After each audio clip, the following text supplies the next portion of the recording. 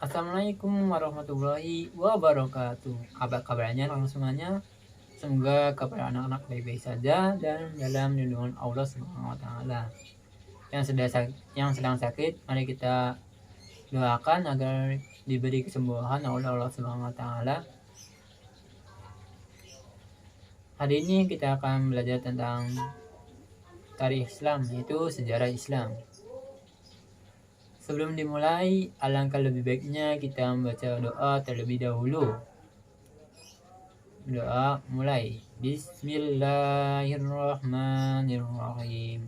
Rabbi zidni ilman warzuqni fahman. Amin.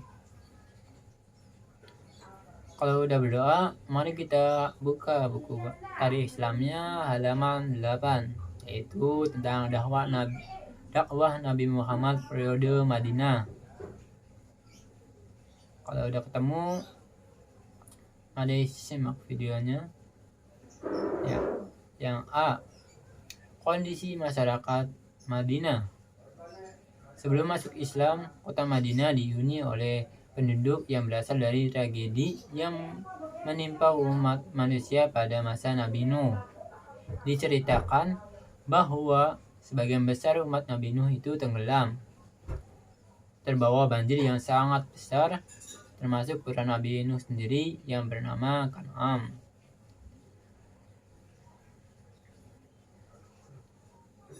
Sebagian kaum beriman yang selamat ikut serta dalam bahtera kapal Nabi Nuh selama 1 tahun lebih 10 hari pada tahun 2600 sebelum Masehi.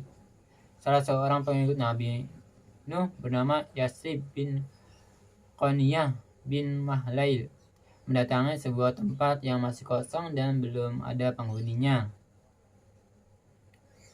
Dan Yasrib membangun tempat tinggalnya di situ. Tempat tersebut kemudian diberi nama Yasrib, mengikuti nama yang pertama yang mendatangi tempat tersebut. Asal-usul kota Yasrib. Ya, jadi di sini diceritakan bahwa tragedi Nabi Nuh itu sama pengikutnya menempati kapal yang sangat besar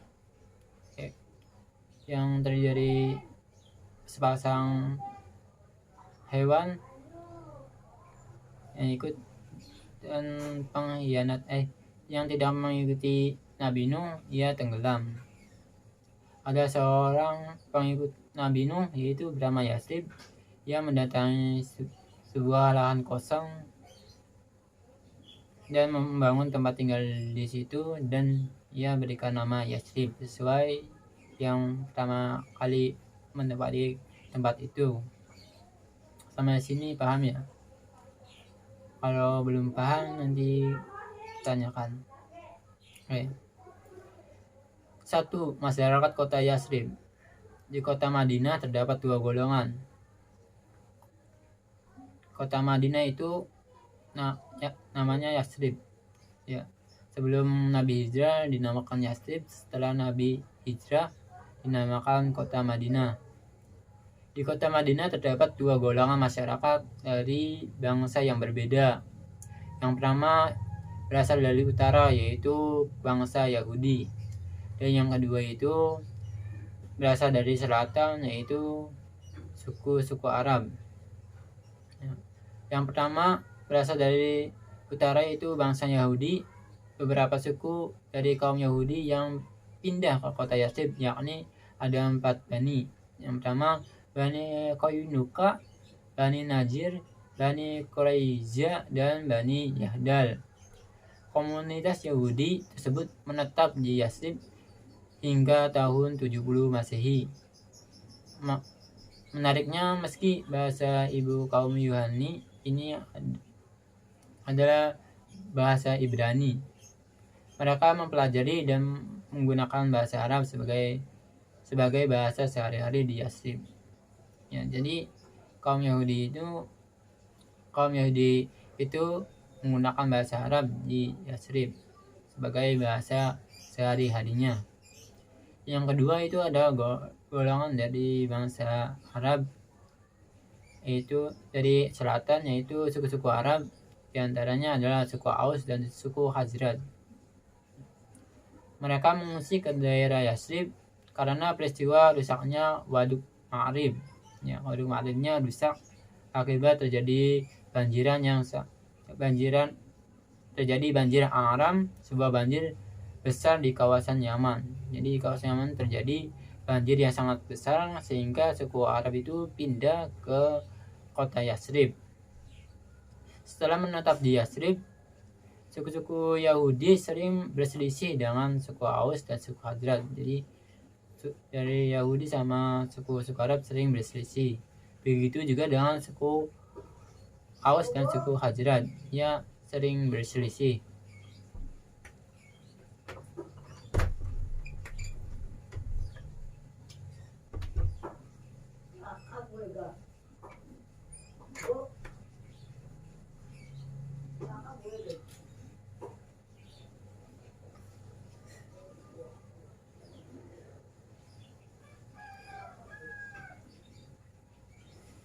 Ya, suku Aus dan suku Khazraj itu sering berselisih. Kerap terjadi pertempuran di antara mereka, masing-masing berusaha untuk mendapatkan kawan, mendapatkan teman agar bisa membantu, agar dapat mengalahkan musuhnya. Ya, masing-masing dari suku Aus dan suku Khazraj dan Yahudi itu berusaha untuk mendapatkan temannya atau kawannya untuk mengalahkan musuhnya. Ya. Bani Aus dan Bani Khazraj telah berperang selama puluhan tahun. Bahkan pada perang Bu'as, semua pemimpin kedua pihak tewas. Ya, jadi suku Khazraj dan suku Aus pemimpinnya itu tewas pada waktu berperang. Suku Aus yang meminta bantuan kepada bangsa Yahudi yaitu dari Bani Najir dan Bani Quraisyah berhasil memenangkan peperangan melawan suku Khazraj. Jadi suku Aus ini menang dibantu oleh kaum Yahudi yaitu Bani Najir dan Bani Quraisyah. Namun suku Aus menyadari bahwa memenangkan peperangan suku Khazraj. Namun suku Aus menyadari bahwa kemenangan atas suku Khazraj tersebut telah membuka peluang kepada kaum Yahudi untuk kembali menguasai Yasrib. Yahudi menguasai perekonomian Yasrib, baik perkebunan, peternakan, hingga mata air. Seluruh titik pasar di Yasrib dikuasai oleh suku Yahudi. Yahudi menerapkan perdagangan dengan riba. Yahudi itu perdagangannya dengan riba. Namun setelah Islam datang kota Yasrib, sistem riba dihapuskan dan perekonomian tidak lagi dikuasai oleh Yahudi. Ya. Jadi asalnya dikuasai oleh Yahudi. Setelah Islam masuk, maka perekonomiannya dipegang oleh kaum Islam, dikuasai oleh Islam. Pada masa kenabian Nabi Muhammad SAW bertemu dengan 6 tokoh Khazraj dan Aus yang menyatakan beriman kepada Rasulullah. Mereka kemudian menyepakati perjanjian Aqabah 1 dan Aqabah 2. Jadi suku Aus dan suku Khazraj ini sudah berdamai dan mau meminta bantuan dari kaum Islam, ya, dari bangsa Arab itu di Mekah. Itu mereka menemui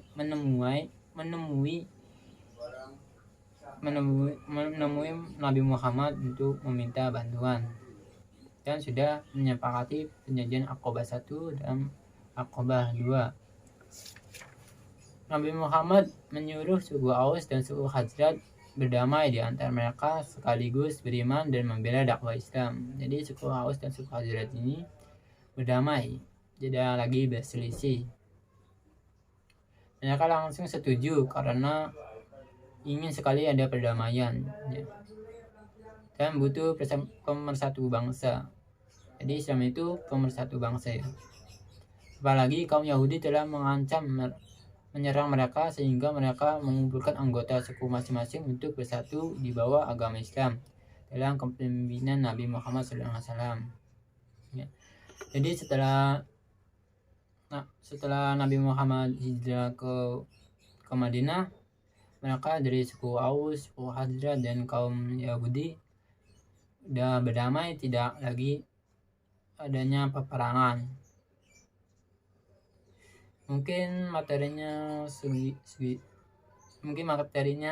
segitu dulu. Mudah-mudahan bermanfaat. Jika ada yang kurang jelas dari penjelasan di atas, boleh bertanya atau boleh berkomentar di bawah, nanti saya jelaskan kembali. Terima kasih. Assalamualaikum warahmatullahi wabarakatuh.